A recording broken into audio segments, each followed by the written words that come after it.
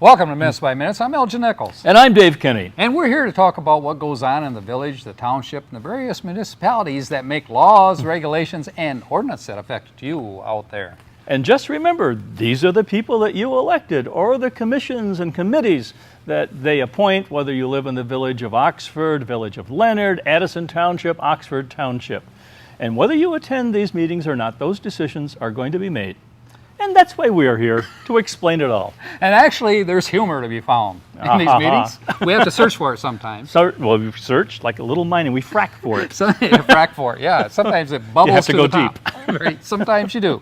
Okay, well, let's talk about the first meeting that went on, shall we? Okay, what is it? That would be the Oxford Township Board of Trustees. Always an interesting one. Always interesting. Bill Dunn, of course, is the chairperson, also the supervisor of the township for Oxford. Is he? Yeah, Yes, good. yeah. Good Does guy. a good job. Anyway, they said, first thing, let's pay bills. Good idea, huh? Good idea. Okay, so, but they said, hold it, you can't pay the bills until you recognize that there's a double payment that was made to the Michigan underwriters for Parks and Recreation. By the that way, we did paid they ever twice. approve the agenda They did. before the bills? Well, they did. Well, they might have done that. I'm not Oh, sure. okay, I'm sure. We might have left that out because that was so exciting. You folks out there probably didn't want to pick up on that, right? Somebody wanted to pick up on it. So we're going to skip right on the pay, since there was a bill problem. They said, okay, we approve the bills without the double payment. Okay, So that was good? that's good. That's good, okay. Continue on. They offered to use your checkbook. They did. But they just didn't want to do it. Sometimes Okay. I feel they they said have. They already checked Sometimes it. I feel they have, but that's On okay. tax day only. Okay. You don't pay taxes anyway. Here, I do too. Not here. Where's here? Well, you're from Brandon, right? Well, yeah. Okay. Well, this is In Oxford Michigan. Township. In Michigan, I pay taxes. By the way, are you still covered with water out there, or did the floods recede? no, things are drying up nicely, Okay. Noah's Ark is moved now to a different location, is that? I Just know like- you had water. I hope it didn't move to California. Anyway, so the first thing that came up in terms of business was the White Pines, second reading. You know what the White Pines situation was? I have no idea. What is Well, it? I'm going to fill you in. I thought you just- would. Inquiring minds want to know. Anyway, it's a subdivision that they had previously discussed with multiple residents out there that, as you would put it, came with pitchforks and fire. Oh, You know. someone's cow got gored, didn't Right. A gentleman by the name of Jim Cavalier stood up and he said, I want you folks to know that if you change the zoning in this area to residential, which is 1 acre property per lot, What was instead it before? of 5. Oh, 5. It was, okay. Yeah, originally it was farm. Okay. Zone farms, suburban farms. And so the whole effort was to change it from 5 acre minimum to 1 acre. Okay. So he said, we people that own multiple acreage out there, we're totally against this, and you know that we've been before this board countless times to make our point. And will be again. Well, not anymore. Oh, well. And I'll tell you more. You want to learn more? Yes, but wait, there's more. Wait, there's more. So anyway, they said, well, we're going to rezone this to residential R3. And so they made a vote on it to start with. And Residential R3 being. R3 residential means you can build a home with 1 acre, Okay. but not less than 1 acre. But one of the problems that came in is, okay, the guy said, hey, we have multiple acres out here. We have chickens. He said, I can have chickens if I want them. He said, what about these residential people that are going to be moving in? He said, are they going to be complaining about my chickens? Hey, What do you think? they probably sell them eggs. I say cock-a-doodle-doo. Anyhow, so there could be issues there, but anyway, a vote was taken, and a motion was made by Jack Curtis to approve it, and Trustee Ferraro, or the treasurer, Ferraro, Joe Ferrari, he said he would second it, and it was approved then. Now, does that apply to all of the residents, even the ones that are 5 acres right now? Or are they excluded? Sort of grandfathered out, so to This is for a speak. subdivision, and those people that own 5 acres and so forth. I don't know. That's a pretty good question, though. If they chose to break it up, would that be an issue? Oh, I know what you're going to say now. Take a note, Dave. Actually, I think that would go before the zoning board of appeals more than likely, I because it see. is zoned, Right. as such, as farm yet. But this particular area was zoned for residential, R3. Okay. So, which allows this subdivision company to come in, and build their houses now. So that's all set and ready to go. Through the disgust of a number of residents out in that area. It was approved by the township. Not the demise, the disgust. Disgust. Not demise. They weren't demised, folks. Yeah, it could be the demise of the chickens. I'm not sure. Well, Out in that area. that remains to be seen. Right. Let me see. They got a resident here, 1 acre land. I hear chickens. I think I'll go get a chicken. That could happen, That's right. I don't know. We'll have to see what happens. We'll spread the rumor. You'll Not spread me. that, right? No, I'm not. You want to do that? Okay. But we do spread rumors here from time to time. Fire Department, Pete Schultz, he stood up and he said, he said the new building that we're building at Fire Station 1 is on its way pretty well. He said Which is more of an attachment, right? It's an attachment, yep, not a complete new building overhaul. Okay. But, to be used for, bunking area and also a eating area and exercise area as well. And he said that they have the sewer lines in now and the electrical. So he said they would now have the cement poured too. By this week it would be poured. That will make happy firemen, and happy firemen are good firemen. They are. And nobody's better wanted than a fireman when your house is on fire. Well. Trust me on this one. Okay. They also have EMTs there, which work out pretty good. So in case you have a heart problem or, arm falls off, just Or give them a call. palpitation. Yeah, one of those things. Anyhow, they would come right out, and they're pretty fast too in doing that. Then they said, well, the VFW hall that we've had for sale, The Vets Hall. the Vets Hall, yep, the Vets Hall, known as Vets Hall, located, I think, in Washington Street. Yep. Anyway, it's been for sale for quite a while. There's an interested party now. His name is David Parker. Has put in a purchase for it. Cash on the barrelhead, I Cash hear. on the barrel hit, yep, cash, and $450,000 was the offer. Now, originally the offer was, or the value was put at $600,000 roughly. But I understand back in 1980, they paid about $48,000 for it. Yes, they did. Wow. You checked the history on this one. No. Why don't you do that on other projects? Hey, I don't. Okay, good job. Yeah, they pay that much, but today is today, and then was then. So, back then, people didn't pay so much for property. But even though, if you figure out how much gain there was, it's a lot better than the property on Glaspie Street. Well, yeah, but they bought that property at a premium, back then. They paid Buy high, sell low. $25,000. Buy high, sell low. That's the way it works sometimes. Isn't that the contrarian view of investing? I don't know. That's why there's not so many contrarians around anymore. No contrarians. Anyway, we'll talk about contrarians when we come back right after this.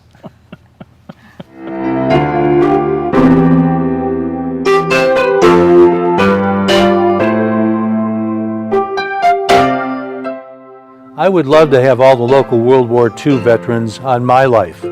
Just think about it. These folks were born around World War I, grew up during the Depression and Prohibition, and then went to fight for us in Europe and Japan. What great stories they could share. What examples they are. What inspirations. Some of them and others are coming up on my life Monday through Friday at 10 a.m. and 5 p.m., Saturdays at 10 a.m. If you have any suggestions, please call us at the station. We'd love to hear from you. This is John Ochins. Join us on Oxford Community Television, keeping it local. Hi, I'm Elgin Nichols. And I'm Terry Stiles. Join Terry and me with the Oxford Weekly News broadcast on our Charter 191 and AT&T Channel 99, Monday through Friday, noon, 6:30, and 11 p.m. Learn about local news in the Addison Township, Leonard, and Oxford viewing areas. News not usually covered by other stations. If you don't have Charter or AT&T service, you can still catch our programs on your computer just by going to the website occtv.org and click on Programs. There you will find our programs and many others of local interest. Watch OCTV where your news is closer to home. Welcome back to Minutes by Minutes. I'm Elgin Nichols. And I'm Dave Kenny. And we are beating the living squat out of Oxford Township Board of Trustees meeting. I don't have any squat left in them, but No, they it's- do. it was a long-running meeting, though, and we just left on the VFW. Originally, the appraisal value of that was includes the parking lot, by the way, $600,000, and that's what's included in this purchase price, the parking lot. And the Isn't there appraisal. some discussion about that, though? There was some discussion on that. That the value was at $572,000 for the building, and another $56,000 value for the parking lot. And the parking lot was offered to the village, but the village turned it down. Although they did make an offer for $1 for, I think, I don't know for how long, might have been a lifetime or 20 years or whatever, per year. They're depending on the kindness of strangers, aren't they? They are. And Bill Dunn said, I wanted them to have the first grab on this if they wanted it. But the village chose not to follow up on a secondary bid. So having bought the building and the parking lot, can they expand it into the parking lot? They can't expand into the parking lot because of the requirements of the village. They have control, through the planning commission and through the council. And I believe that So they that's have dedicated to parking only. I see. So Could he but- build a fence around it and say, this is my parking? That's up for conjecture, but I think he honestly could, being it's his property. But because he's a nice guy, he probably won't do that. Well, you don't know. He might not be a nice guy. Wait a minute now. If that happens, he might put in a swimming pool. No, he can't. It's got to be used for parking. But maybe he'll charge for parking space. Did he I say? don't know. Did he say that he wants to use the building in its current structural form, or put a new building in? No, he's not going to change the building, I don't believe, after spending the amount of money. Is he's planning on keeping the building. We'll probably make some modifications to the building. Did he to say make- what his intent is? No, that wasn't discussed in the meeting at all. Okay. But I'm sure the real estate All right. company has an idea. But All and you folks out there will learn more as we find out more on this one. You'll be the second to know. Yeah, right. You'd be the second to know. The other thing that they did talk about was, Third, right after me. you're right, right after you, it was, Waterstone needs a new roof on their water booster building that they have for the residency there. And they talked about metal roof at $10,000 some odd dollars to replace the shingle roof that's on there now. And Sue Belair says, hold it, I think the shingle roof would only cost $4,000 to do as opposed to $10,000. And she says, by the way, don't you think that roof should have lasted longer than 10 years? It was installed 10 years ago. What was the warranty? Warranty is expired. So there you go. And according to the contractor that went out to check on the shingles, he said that it was more of a paper shingle rather than the tar paper type, that's used as a heavier shingle. And so there's a case where the lowest bid probably wasn't such a good idea back there 10 years ago. Paper shingle? Yeah, a paper shingle. I never heard of it either. No, And I was a contractor for years. Now, that's Probably why because it I never swelled looked up a for- little. I never really looked for the cheapest deal out there. So I'm sure there's some guy came along and said, let's make it look like a shingle. It would be sheets of paper. So much for getting it done by the lowest bidder. Absolutely. So anyway, and it cost, I think, $3,000 or $4,000 back then to do it. All right.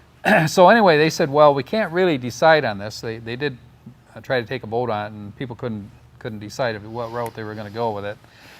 It was turned down. They said, well, let's do an investigation, further investigation as to what kind of pricing we can get in terms of bidding For both. for non-paper shingles. For non-paper shingles, yes. Yeah, but keeping the metal one in line too. That maybe there's other Oh. companies that might bid A metal roof? a metal roof for it. But the metal roof, keep in mind, was $10,000. So anyway, Could last a little longer. yeah, all right. But they're going to bring this up in the June meeting, which Okay. will be coming up the next go round. Let me see. School water. They talked about the water agreement with the school, and they said that the school is paying their debt for the reduction of the debt for the piping and so forth that had to be run over there, and it's roughly $45,000 a year. That's agreed upon by the school. So Is this something new, Sewer- or is water this and when the new high school was built? These are this is when the school was built. okay. And All right. also, I think it provided services to other school facilities. So Okay. which had to be upgraded in order to do it. So, Swimming pool takes a lot of water, folks. right, it does. Let me see. They also agreed to do the tax collection for the village, and what they do is they collect the money for the residents of the village, and then they kick back the money to the village. That'll save some money itself. It will, and that's the reason why they went that route. You folks, they're saving money. Let me see. Cell phone legal fees. Bob Davis, attorney, it came up, said, "Wow, we have $10,000 in fees." Fees. Yeah, fees, legal fees. For cell phones? Yeah, cell phones, and it has to. Well, it's actually the cell phone tower that they were dealing with. And they were originally going to build this tower at Seymour Lake and part of the property there. And the the township got involved, and they said, "Well, we have a piece of property over here. Yeah, come on over here. We'll want to talk to you." So the way it ended up is now the township is going to have it built on their property, not far from where their administrative building is. Okay. So anyway, so the legal fees involved, part of it was Bob Davis, attorney, dealing with Parks and Recreation, Ron Davis, a section of it where he was exploring the possibility of putting it in there. And the other part of the billing comes to the township now. And I think the portion of the township is something like $2,847 in that neighborhood. That's the number they threw out. How much money will they get from the telephone company per year? I think they're going to get around $3,000 a year. I think something like that. Well, that wipes out this year's debt. Yeah, it would. It would, yes. But that could be a rumor too. Oh. But Don't anyway, tell me you just pulled that one out of the top of your head. I might have. They said Lake Villa is a problem in terms of providing water to them. They have 4 wells, and out of those 4 wells, 2 of them have failed. Uh-oh. And they said, "Well, what's the cost to fix the wells?" Lots. Lots, hundreds of thousands of dollars. No, Yeah. 1.6. No. 1.6 is what it's going to cost to run a new line from Willow Lake subdivision to Villa. So, So who pays that? it'll be the township that have to pay it. Okay. And so Joe Ferrari, the treasurer, says, "Well, I have to find that money somewhere." They said, "Well, what happens if the other 2 wells fail?" He says, "Well, the other 2 wells, we're going to have to haul water because it's our responsibility to get those residents water." We'll tell you more when we come back right after this. Hi, I'm Paul, I'm Stephanie. and we're from the Oxford Yoga Studio in downtown Oxford. We're a new studio, and we're opening up at the end of April this month. So come check us out. We're also doing Rise and Shine Yoga that is on every morning at 8:30. So if you get a chance, want to do some yoga, come on down, and we'll see you hopefully at the end of April. Looking forward to it.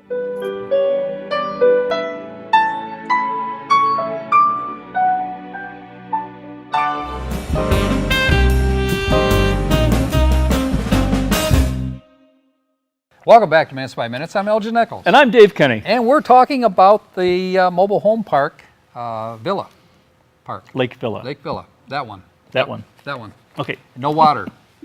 No water. Yeah, anyhow. Wells run dry. Yeah, they will have water, though, one way or another. Jim Sharp, the engineer for the township. They ever said- use cisterns out there? No, I don't think so. Requires a lot of rain. It would. Yeah. They could probably pump out of the lake, but then they'd have to, boil it before they Ew. could use it. I don't know. Have you seen the things in that lake, by the way? They call them fish. Well, I call them tires. Oh. No, I'm just kidding. Anyway, it's pretty good lake out there. Anyway, Jim Sharp, the engineer, says that it would be way too expensive to try to get these wells, corrected and brought up so that they can use them. He said besides 10 years ago, under the major plan, for the township, at that time they had considered, putting a pipeline in from Willow Lake subdivision at that time, but really didn't have the funding for it. But now they're kind of up against the wall. If these 2 other wells fail, they're going to be in a predicament. So, if you're a resident in Lake Villa, will that mean once all of this is taken care of that your water bill will go up? There will be a fee for the water, Oh, no. connection, yeah, and monthly fee. I mean, they're paying right now because the township actually owns the wells. Oh, So they're going to be paying, but they'll pay a little bit more for hookup. okay. I didn't for know the that new they one. were Yep. township wells Not as a whole opposed to lot. local wells. It won't bankrupt you folks out there. It won't be that All bad. And I think Joe Ferrari will try to finagle a way to get you guys out from under. Just Some way or remember, another. no long baths, showers, Yeah. etc. One more thing I want to mention is that if you hear noise in the background as we're talking, those are jet engines. We're actually been moved on a flight line here, and planes are running off in all directions. No, they have an experimental company next door. On a jet plane. Oh, never mind. And so that noise, that noise is not him, but it's coming from these, experimental machines that they're using next door. Sorry about that, folks. The other thing too I want to mention is that the website is still down for the township. Yeah, They're working on it, but it's going to be quite a while because they have to start pretty much from scratch to bring it back up.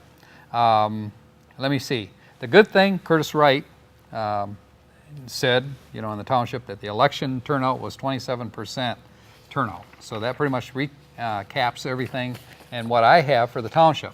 Now let's talk about the village of And Leonard. the result was definitive. It was definitive. Yes, it was. And it came from him first, folks. Village of Leonard Council. Mike McDonald is the president, chairperson, and they met on the 13th of April. They said that the first thing that they had was, do you want to settle for the cable dispute amount that AT&T is going to offer, to the Communications Commission? Yeah. Now, you do know something about that. That's $10,915 they're offering. Right. There's been an audit going on behalf of all the PEG stations in the state that basically said AT&T was kind of underfunding the amount that they gave to the various municipalities and townships. Right. It's an ongoing situation, Right. It's though. an ongoing situation. It only applies to a certain block of years in the past, and this whole thing could come up again. Yeah, it's a class action suit, actually, with a lot of other municipalities involved in this. Some of them bigger than what we are here. $10,915 is only a kick in the bucket for us. Oh, yeah. We've spent probably about $5,000 to $6,000, for attorney's fees at this point. So it's gonna be a wash for us, kind of. But they're gonna do this to us all over again. So it's gonna come down the line again. Right. So anyway, it's an issue that they felt that they need to resolve it at this point. They agreed to go ahead and, let's collect the money. Not only them, but the other municipalities, Oxford Township, Addison Township, and the Village of Oxford. I'm glad you mentioned that. We've got to share this pie somehow. But you know what? Okay. The Communications Commission gets the money. So it'll actually be Right. distributed, whatever is required in terms of programming and whatever. The check is in the mail, The check is in the mail. literally. It is. The next one may not be. Okay, just know that. Make a note of that. All right. Okay. Public comment. Okay. Citizen who is concerned about Georgie's house, which I have no idea where it's at other than 104 Georgie's Beza Street. house? It's called Okay. Georgie's house. Is it like a It's a it's- historic building? No, or it's a what? ramshackle piece of property that's been. That's what I said. No. Yeah, it's been left over, nobody wants to claim, and the people that owned it walked away. So it's getting worse and worse all the time. So who claims ownership in a case like that? Well, Especially if they're not paying the taxes state on owns it, actually. The state? Yeah, the state would own it at this point. But actually, that was the suggestion. The state probably owns it, according to Mike McDonald. But he said also that he will check on the ownership because that's a concern that his, what do you want to call his police guy that runs around and checks for ordinance violations and that kind of thing. That guy, is the concerned. enforcer. The enforcer, that guy. Yep. Vito, you know him? No. Okay. Anyway, so. Not Frank Nitti, folks. Yeah, right. They said, well, the next order of business is we need striping for our roads here. And shall we go with the same company that we used, from Oxford last year? Oxford Village, uses RS Contracting. Okay. And the cost of it would be $8 per foot using water-soluble paint. Depending on how long the stripes are. Right. Yeah. You want a really wide stripe. Right. And the total would be $2,400. And they said, well, how often do we have to do this? Well, we have to do it once a year. Oh. This stuff wears out. They said, well, we could run plastic, but it's more money. Some use whatever you call it.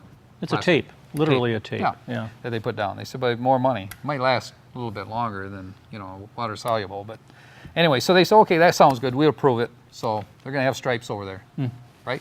Okay.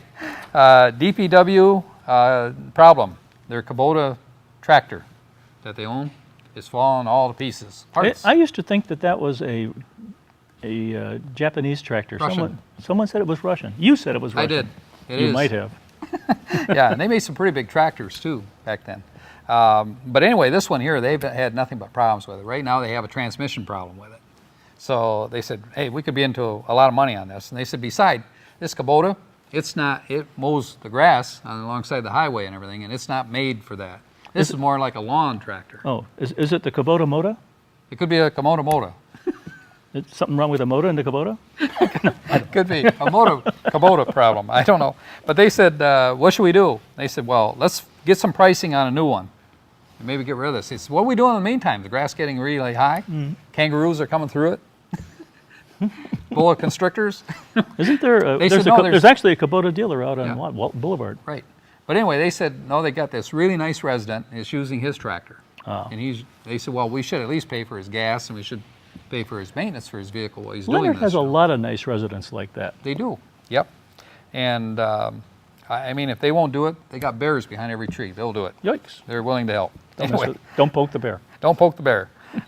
They said, well, that reminds us, the Case tractor that we have that pushes snow and that kind of thing, it's really bad too. And we need to do something there because it leaks oil, not the good kind of oil that we can tap The into. transmission case. The transmission case, yeah, the engine case, you name it, it's got oil all over. So anyway, so they said Could we have got need to that look. by the name. Yeah, remember we were looking for another tractor a while back. They said, replace that case, and we just, postponed it. Well, it's at a point right now we probably shouldn't postpone it any further. So anyway, so they're probably going to be looking at a couple of tractors here before they're done.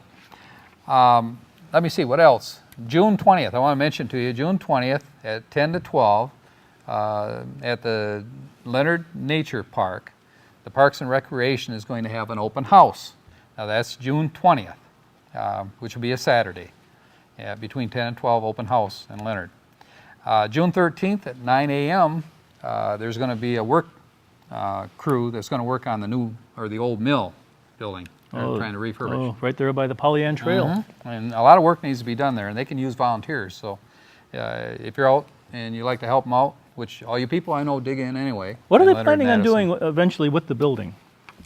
I think they're going to put a little shop in there, Oh, that's a kinda coffee neat. shop, and I think a couple of other little items that For all they're gonna those sell people in that there. are kind of pooped out on the Pollyant Trail, they got a place to go now. It's kind of a, what do they call it in the middle of a desert? An oasis. An oasis. That's what it'll be, right in the middle of Leonard. They've got those in Chicago too, you know that? Yes, I do. Right in the middle of Chicago. All right. You go there at night? No. Probably not. Okay.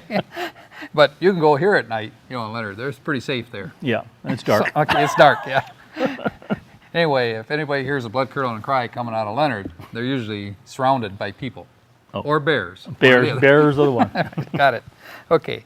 Shar Sotheby, who's in charge of the Summer Strawberry Festival, said everything is on schedule. They have grand marshals selected. It's going to be West and Linda Douglas and Janet Ostrander. They're going to have 3 people this year. Oh. And Janet said that she didn't want to go alone, and Wes said, well, he didn't want to go without Linda, so they all got together and they said, well, let's all 3 of them be the marshals. I think So- that's called a posse. I think it was, yeah. And so if they're going to have a marshal, they had to stick with 3 of them, which they did. They're also going to get volunteers from Oxford High School. Bless those kids from Oxford High School. That's going to dig in and help with the parade and other things that they need to do there, because they sell a lot of items there. If you've never been to the Strawberry Festival, we'll be talking about it more. It's a great place. They have a great parade. What day is it on? I don't have that listed here yet, but Is it on a Sunday or a Saturday? Make a note. Oh. Taken. And the note is taken. Okay, very good. What's coming up, by the way? We do have meetings coming up on 5/27 at 6:30. The Board of Education is meeting, and this time they're meeting at the Oxford High School. And on 5/28 at 7 o'clock, at Oxford Township Planning Commission is meeting. And on 6/1 at 7 o'clock, the Village of Oxford Zoning Board of Appeals. And at 7:30 that same day, Addison Township Parks Committee.